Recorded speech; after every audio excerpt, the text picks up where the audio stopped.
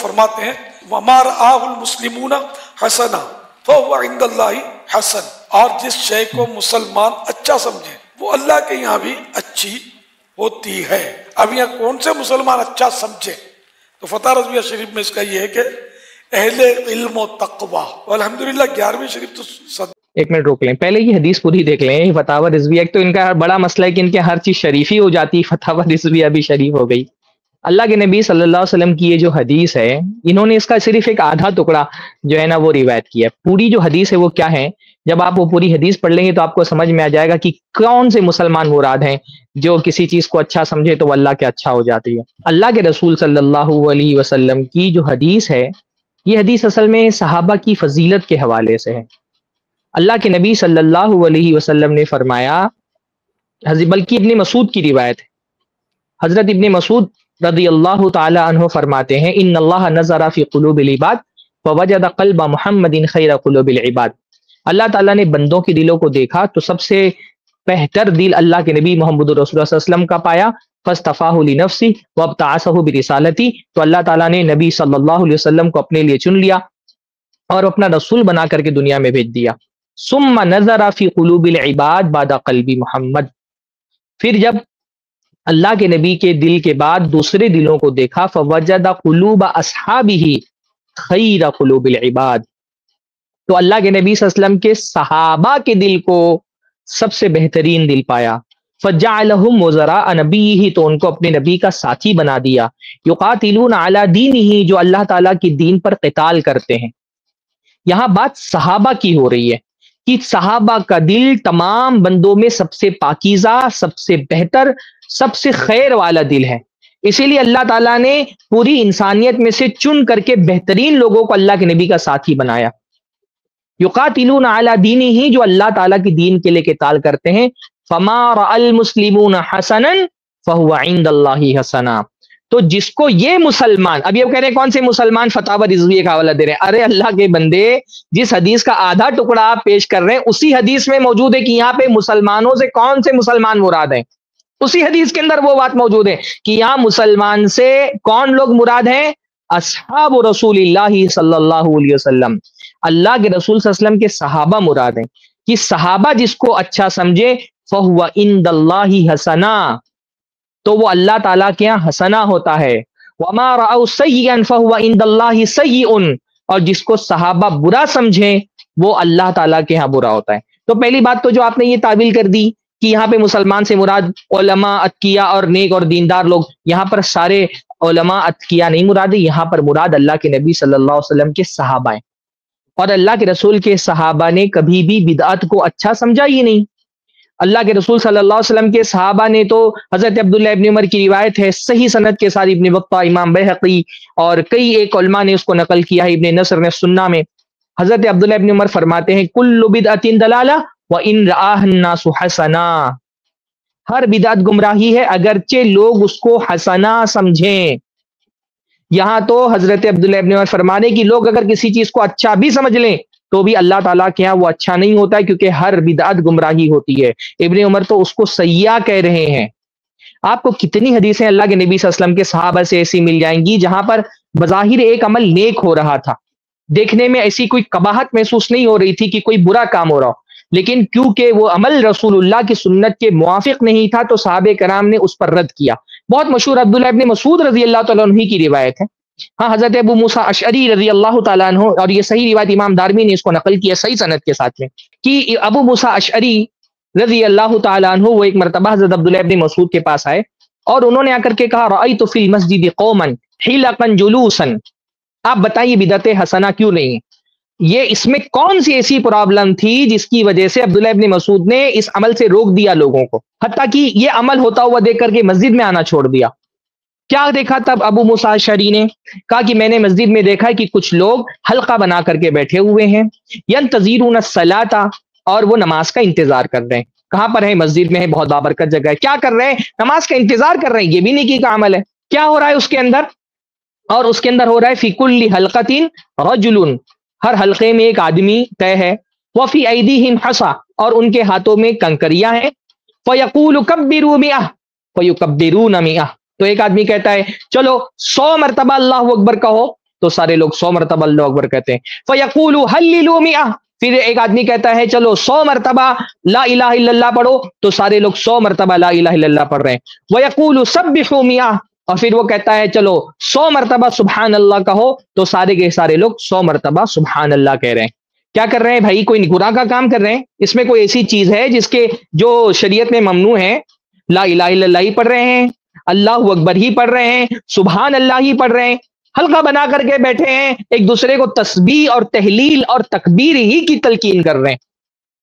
کیا اس کے اندر ایسی برائی تھی کہ حضرت عبداللہ ابن مسعود ان لوگوں کے پاس پہنچے اور کہا ما ھذا الذی اراکم تصنعون، ڈانٹ کر کے پوچھا کہ یہ کیا کر رہے ہو تم لوگ، یہ کیا دیکھ رہا ہوں میں کہ تم کیا کر رہے ہو؟ تو عبداللہ ابن مسعود رضی اللہ تعالیٰ عنہ سے لوگوں نے کہا یا ابا عبد الرحمن حسن نعد بہ التکبیر والتحلیل والتسبیح، یہ تو کنکریاں ہیں اور اس کے ذریعے سے ہم لا الہ الا اللہ اللہ اکبر سبحان اللہ پڑھ رہے ہیں.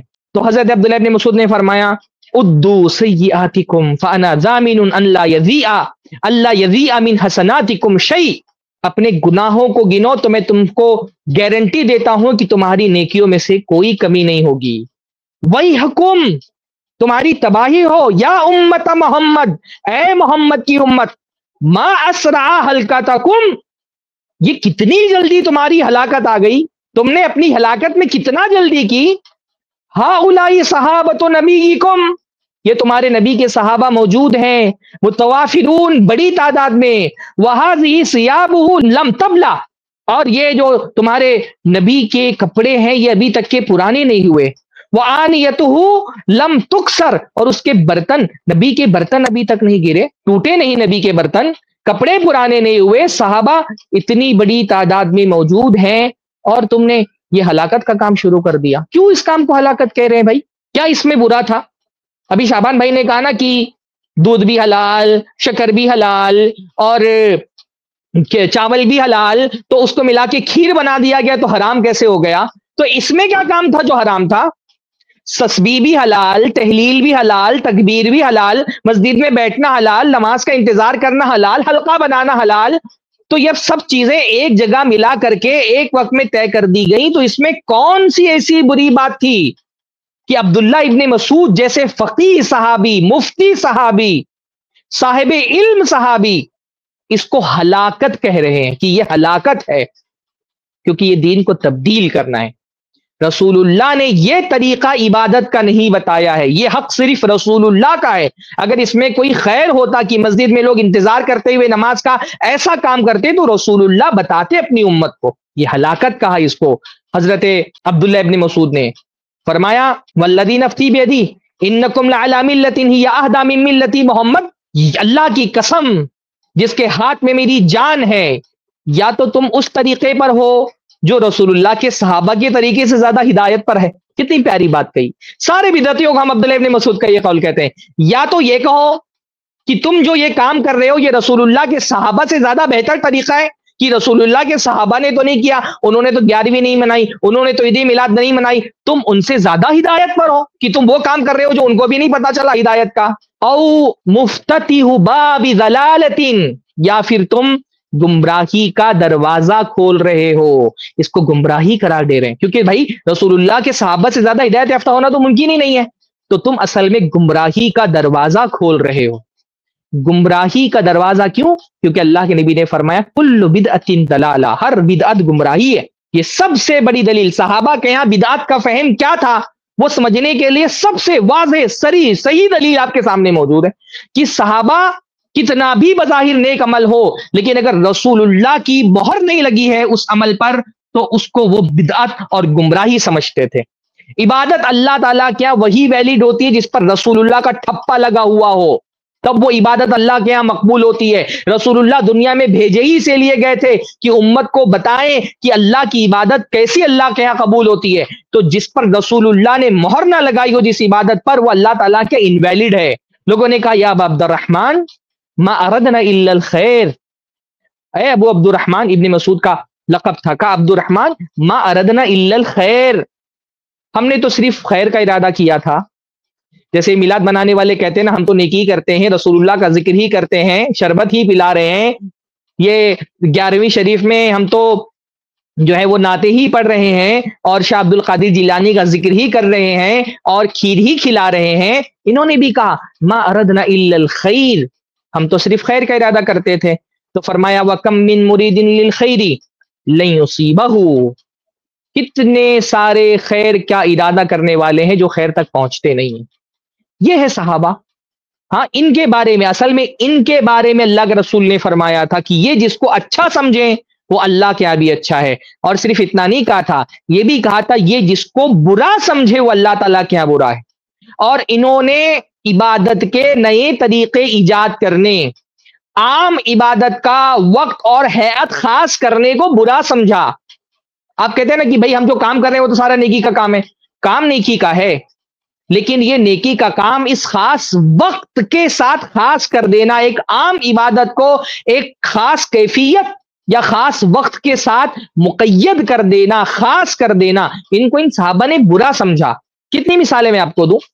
حضرت ابن عمر کا بہت مشہور واقعہ ہے، ایک آدمی آیا، صحیح روایت ہے ترمذی کی، اور آ کر کے حضرت ابن عمر کے پاس اس کو چھینک آئی تو اس نے کہا الحمدللہ والسلام علی رسول اللہ، ساری تعریف اللہ کے لیے ہے اور رسول اللہ پر سلامتی ہو۔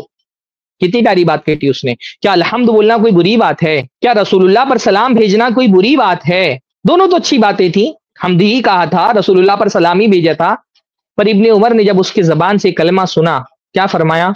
وَأَنَا أَقُولُ الْحَمْدُ لِلَّهِ وَالسَّلَامُ عَلَى رَسُولِ اللَّهِ، میں بھی کہتا ہوں الحمدللہ، رسول اللہ پر سلامتی ہو، بہت اچھی بات ہے، رسول اللہ پر سلام بھیجنا بھی بہت اچھا ہے، حمد کرنا بھی بہت اچھا ہے۔ وَلَيْسَ هَكَذَا عَلَّمَنَا رَسُولُ اللَّهِ صلی اللہ علیہ وسلم، لیکن اللہ کے رسول صلی اللہ علیہ وسلم نے ہم کو ایسا نہیں سکھایا، چھینک آنے کے موقع پر رسول اللہ نے ہم کو سلام بھیجنا نہیں سکھایا۔ بھائی آج کے زمانے کا کوئی آدمی ہوتا بریلویوں کا تو بول دیتا دیکھو رسول پر سلام بھیجنے سے روک رہے ہیں، سلام کے مخالف ہے، رسول اللہ کے گستاخ ہیں۔ ہاں، سلام ہی تو بھیج رہا تھا نا بندہ، لیکن روک دیا سے ابن عمر نے، فرمایا لیس ہاکذا علمنا رسول اللہ صلی اللہ علیہ وسلم، اللہ کے رسول نے ہم کو ایسا نہیں سکھایا، بلکہ علمنا ان نقول، ہم کو تو سکھایا ہے کہ ہم کہیں الحمدللہ علی کل حال، ساری تعریف اللہ کے لیے ہے ہر حال میں، ہم کو الحمدللہ کہنا سکھایا ہے، الحمدللہ علی کل حال کہنا سکھایا رسول اللہ نے ہم کو۔ آپ بتائیں چھینک کے وقت دعا میں ایک کلمہ نہیں بڑھایا جا سکتا ہے، دین میں ایک پورا تہوار کیسے بڑھایا جا سکتا ہے؟ یہ جن لوگوں کے بارے میں آپ نے حدیث پیش کی کہ وہ جس کو اچھا سمجھے اللہ کے اچھا ہوتا ہے، جس کو برا سمجھے اللہ کے برا ہوتا ہے، تو صحابہ تو دین کے معاملے میں اس درجہ محتاط تھے کہ چھینک کے وقت ایک سلام کا کلمہ تک بڑھانا وہ جائز نہیں سمجھ سکتے تھے۔ پورے ایک عید ایجاد کر لینا، 11ویں کا پورا ایک تہوار ایجاد کر لینا کیسے دین کے اندر اجازت ہو سکتی ہے؟ ایک اور واقعہ سناتا ہوں، مسند احمد کی روایت ہے کہ حضرت معاویہ حضرت ابن عباس رضی اللہ تعالیٰ عنہ، اب یہ سارے صحابہ، ابن عمر، ہاں ابن مسعود اور یہ ابن عباس، یہ سب فقہائے صحابہ میں سے، صحابہ میں گہری علمی دینی فقہی بصیرت رکھنے والے لوگوں میں سے۔ حضرت معاویہ رضی اللہ تعالیٰ عنہ ایک مرتبہ حضرت ابن عباس کے ساتھ طواف کر رہے تھے بیت اللہ کا، تو حضرت ابن عباس نے دیکھا حضرت امیر معاویہ رضی اللہ تعالیٰ عنہ کو کہ وہ چاروں ارکان کا استلام کر رہے ہیں، ہر رکن پہ جا کر کے استلام کر رہے ہیں۔ تو حضرت ابن عباس نے کہا لما تستلموا هذين الركنين ولم يكن رسول اللہ صلی اللہ علیہ وسلم يستلمها، کہ معاویہ آپ یہ ان دو رکنوں کا ایکسٹرا استلام کیوں کر رہے ہیں؟ دو ہی رکن ہے، یعنی رکن یمانی اور حجر اسود کا استلام کیا جاتا ہے، تو آپ ان اور باقی دو رکنوں کا استلام کیوں کر رہے ہیں؟ رسول اللہ نے تو ان دونوں رکنوں کا استلام نہیں کیا ہے۔ تو حضرت امیر معاویہ نے فرمایا لیس شیء من البیت مہجورا، کہ اللہ تعالیٰ کا گھر ہے برکت والا مقدس، اس کے کسی بھی چیز کو کیوں چھوڑا جائے، کسی بھی رکن کو کیوں چھوڑا جائے؟ پورا گھر مقدس ہے، تو چاروں ارکان کا استلام کر لیں، کیوں چھوڑا جائے کسی رکن کو؟ اس پر ابن عباس نے کتنی پیاری بات کہی، انہوں نے کہا لقد کان لکم فی رسول اللہ اسوۃ حسنہ، تمہارے لیے اللہ کے رسول صلی اللہ علیہ وسلم کا طریقہ بہترین طریقہ ہے۔ حسنہ کیا ہے؟ حسنہ وہ نہیں ہے جو ہم اپنی طرف سے ایجاد کر کے اور اس پر حسنہ کا ٹھپا لگا دیں، حسنہ رسول اللہ کا اسوہ ہے، رسول اللہ کا طریقہ حسنہ ہے، رسول اللہ یہ طے کریں گے کہ کیا حسنہ ہے کیا سیئہ ہے، آپ نہیں طے کریں گے کیا حسنہ ہے کیا سیئہ ہے۔ کتنی پیاری بات کہی، کہا تمہارے لیے رسول اللہ کا طریقہ حسنا ہے، اگر اس میں چاروں ارکان کا استعلام کوئی حسنا ہوتا تو رسول اللہ بھی کرتے۔ کیا کر رہے تھے حضرت ابن عباس؟ کوئی برا کام کر رہے تھے؟ استعلام تو تعظیم دینے کا، احترام کا ایک طریقہ ہے، بیت اللہ کے ارکان کا احترام ہی کر رہے تھے۔ پر حضرت معاویہ کو ٹوک دیا ابن عباس نے۔ حضرت معاویہ صحابی اللہ کے رسول صلی اللہ علیہ وسلم کے ہدایت یافتہ ہے، جیسے ہی قرآن کی آیت آئی حضرت معاویہ نے فرمایا صدقتا، آپ بالکل صحیح بات کہہ رہے ہیں، یہ آپ بالکل صحیح بات کہہ رہے ہیں، رسول اللہ کا طریقہ ہی صحیح طریقہ ہے، اور انہوں نے اس راستے کو چھوڑ دیا۔ ہم بھی ایسے الحمدللہ، ہم بھی نہیں صحابہ کے راستے پر چلنے والے۔ جیسے حضرت امیر معاویہ نے قرآن کی آیت آئی، بات سمجھ میں آئی، سر تسلیم خم کر دیا، ہم بھی آپ سے کہتے ہیں ایک دلیل لے کر کے آؤ 11ویں شریف کے دین کا حصہ ہونے کی، ہم بھی سر تسلیم انشاءاللہ تعالی خم کر دیں گے۔ جو انہوں نے ما راہ المسلمون حسنا والی بات کہی، یہ مسلمون سے تمام علماء نہیں مراد ہیں، بلکہ مسلمون سے مراد صحابہ کرام ہیں۔ سے اپنے اپنے انداز میں علماء صلحاء مناتے آ رہے ہیں، اس لیے وہ ہر چیز کے لیے یہ کہنا کہ اس کا ثبوت میں صحیح کہتا ہوں یہ اچھا یہ بات مان بھی لیں کہ یہاں پر مسلمون سے مراد علماء صلحاء اور متقی اور دیندار لوگ ہیں، تو بھائی کون سے علماء صلحاء یہ 11ویں شریف کو جو ہے وہ دین کا حصہ اور 11ویں شریف منانے کو جو ہے ثواب کا کام قرار دیتے ہیں؟ یہ تو بریلوی لوگ ہیں بس، یہ ایک چھوٹا سا ایک طبقہ ہے بریلویوں کا ہندوستان میں، یہی ہے جو ساری خرافات کرتا ہے۔ باقی معتبر علماء، مستند علماء تو ہمیشہ دین یہی سمجھتے رہے جو اللہ کے رسول صلی اللہ علیہ وسلم نے ہم کو دیا ہے، اور کب سے مناتے ہیں۔ یعنی آپ حضرت شاہ عبد القادر جیلانی کی وفات کے بعد ہی یہ چیز شروع ہوئی نا، تو 561 ہجری میں ان کی وفات ہوئی ہے، یعنی 6 صدری ہجری تک کے 600 سال جو امت کے گزرے، جس میں سب سے متقی اور پرہیزگار اور دیندار مسلمان ان صدیوں کے تھے، تو انہوں نے ہی نہیں منایا، تو کیسے پھر یہ اچھی ہو گئی بدعت؟ یعنی یہ 600 سال تک کے بھی کس نے نہیں منایا، 600 سال کے بعد بھی بدعتیوں نے منایا، اہل علم میں اہل تقویٰ نے نہیں منایا۔ تو اگر اس کو مان بھی لے کیا مسلموں سے تمام مسلمان مراد ہے، تو مسلمان کہاں مناتے ہیں؟ یہ تو چند بریلوی حضرات ہیں جو مناتے ہیں، چند بدعتی حضرات ہیں جو مناتے ہیں، زیادہ تر یہ بدعت ہندوستان میں ہی جو ہے وہ منائی جاتی ہے، اور زیادہ تر اس کو منانے کے پیچھے بھی جو ابھی مشائخ نے بتایا کہ اپنے کھانے کی خواہشات اور شہوات ہے، یا ہندوؤں کا طریقہ یہ برسی، یہ ان کے وصال کی تاریخ کہا جاتا ہے کہ ان کی وفات کی تاریخ ہے، اور ان کی وفات کی تاریخ کے حساب سے مناتے ہیں۔ تو بھائی یہ وفات پر برسی منانا مسلمانوں کا طریقہ کبھی رہا ہے؟ یہ ایک طرح کی برسی ہے۔ آپ یہ دیکھیں گے ہندوستان میں ہندوؤں کے عام طور پہ یہ ہوتا ہے کہ وفات کی خاص تاریخ کو کھانے بنوائے جاتے ہیں اور اس کو تقسیم کیا جاتا ہے۔ تو کسی کی وفات پر خاص تاریخ کو کھانا بنا کر کے تقسیم کرنا، یہ مسلمانوں کے ہاں تو رہا ہی نہیں ہے۔ اللہ کے رسول صلی اللہ علیہ وسلم کی وفات ہوئی، صحابہ نے نہیں کیا۔ اللہ کے نبی کی زندگی میں بہت سارے اللہ کے نبی کے قریبی عزیز لوگوں کی وفات ہوئی، حضرت خدیجہ کی وفات ہوئی، حضرت حمزہ کی وفات ہوئی، حضرت سعد کی وفات ہوئی، حضرت جعفر کی وفات ہوئی۔ کتنے اللہ کے نبی کے عزیز اللہ کے نبی کی زندگی میں وفات پائے۔ اللہ کے نبی اگر اس میں کوئی خیر ہوتا کہ کسی انسان کی وفات کی تاریخ کو خصوصی طور پہ کھانا بنوا کر کے اس کے ایصال ثواب کے لیے اس کو تقسیم کیا جائے، تو اس خیر کو سب سے پہلے اللہ کے نبی کرتے، پھر اللہ کے نبی کے پیچھے صحابہ کرتے۔ تو کسی کی برسی منانا، اس کی وفات کے وقت خصوصی طور پہ کھانا بنوا کر کے اور اس پہ کچھ پڑھ وڑھ کر کے تقسیم کرنا، یہ تو ہندوؤں کا طریقہ رہا ہے، اور ہندوستان میں اس رواج کے پیچھے ہندوؤں کی مشابہت رہی ہے کہ ان کا دیکھا دیکھی بعض مسلمانوں نے یہ سارے کام شروع کر دیے۔ ہندو بھی کرتے ہیں، اور مسلمانوں کا بھی یہی طریقہ ہے، جو بدعتی مسلمان ہے کہ ہندوؤں کو دیکھا دیکھی وہ بھی شاہ عبد القادر جیلانی کی برسی منا رہے ہیں۔ کہ کسی شے کے عدم جواز کی دلیل نہ ہونا خود دلیل جواز ہے، ورنہ تو آپ قدم بھی نہیں اٹھا سکتے۔ لینتر کی مسجدیں کہاں ہوتی تھی اس دور میں؟ کارپیٹ ایک منٹ رک جائیں یہاں پر۔ دیکھیے یہ ہم بار بار یہ بات کہہ چکے ہیں کہ عبادات اور معاملات میں فرق ہے۔ یہ جو کہتے ہیں نا کہ کسی چیز کے عدم جواز کی دلیل نہ ہونا، تو یہ معاملات کی چیزیں کہ معاملات میں، کھانے پینے میں، بے کرنے میں، دنیا کے معاملات میں ہر چیز کی دلیل نہیں چاہیے، اس سے روکنے کی دلیل چاہیے۔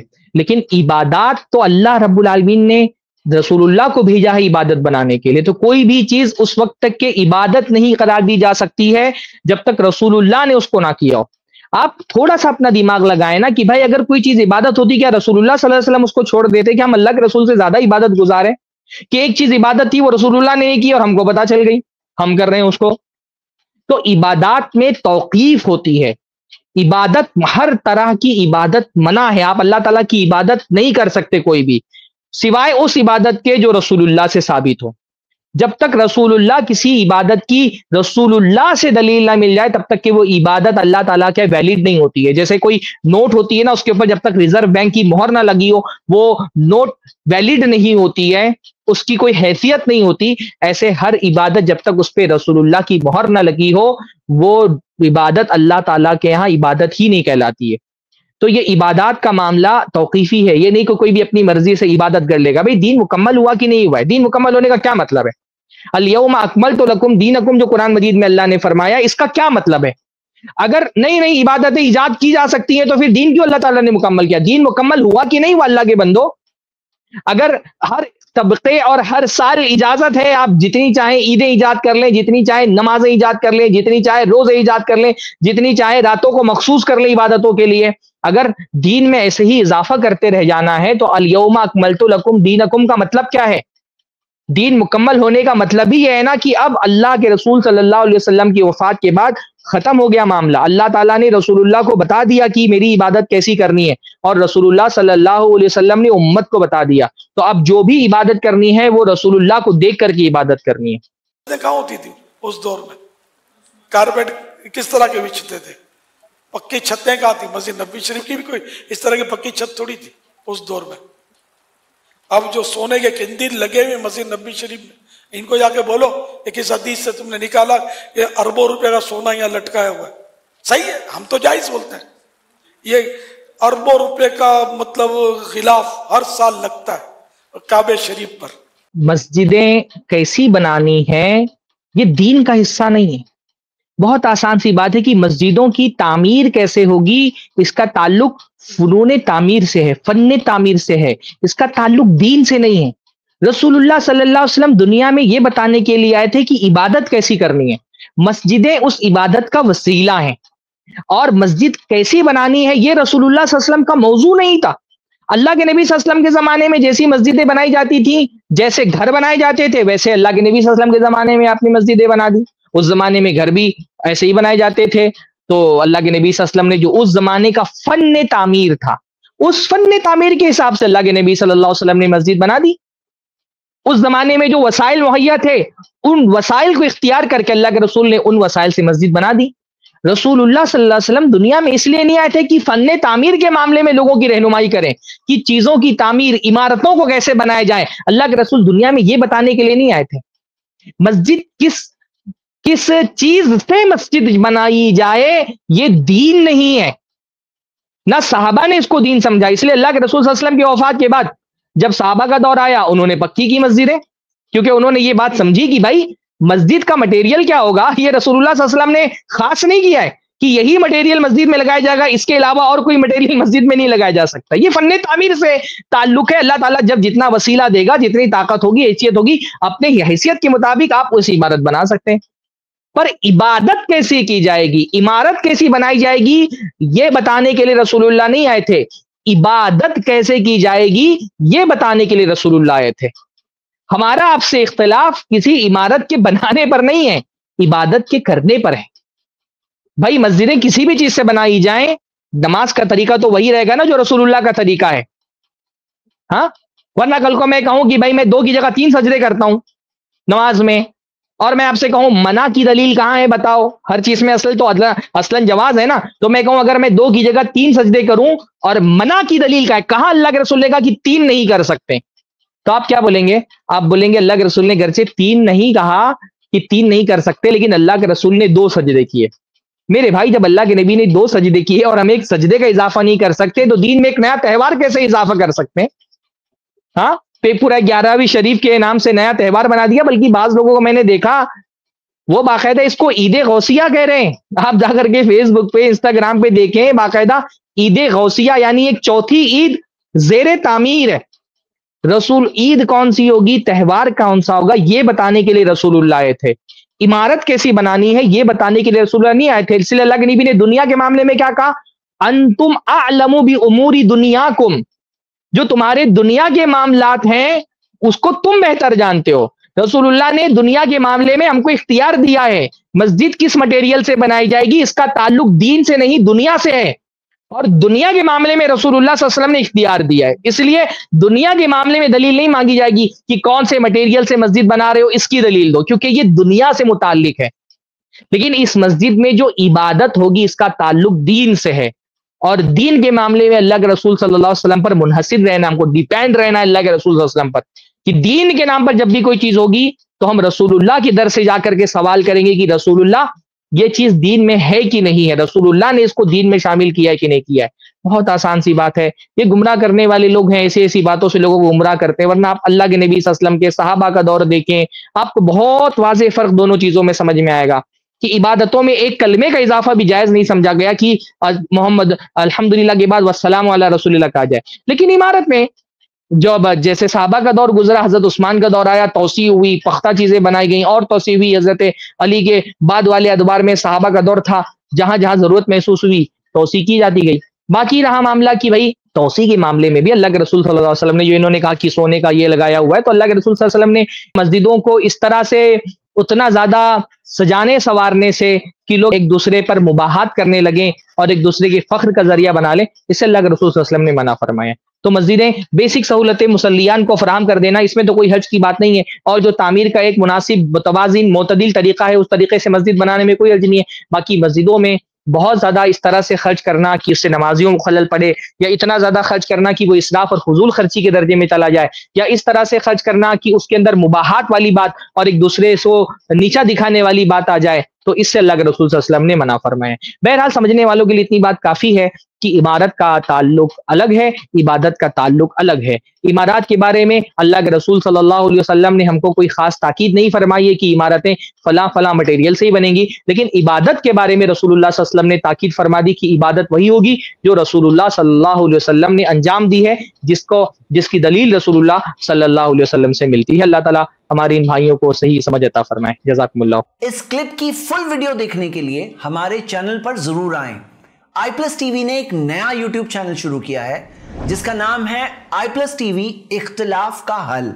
اس چینل پر صرف اختلافی مسائل پر ویڈیوز آئے گی, لیکن دلائل کے ساتھ اور بھائی چارگی کے ساتھ. آپ کو میں دعوت دیتا ہوں کہ آپ بھی ہمارے اس چینل کو سبسکرائب کریں, ہماری ویڈیوز کو شیئر کریں اور نوٹیفیکیشن آئیکن کو آل سلیکٹ کریں تاکہ آپ کو ہماری ویڈیوز کا نوٹیفیکیشن مل سکے. جزاک اللہ خیر, والسلام علیکم ورحمۃ اللہ.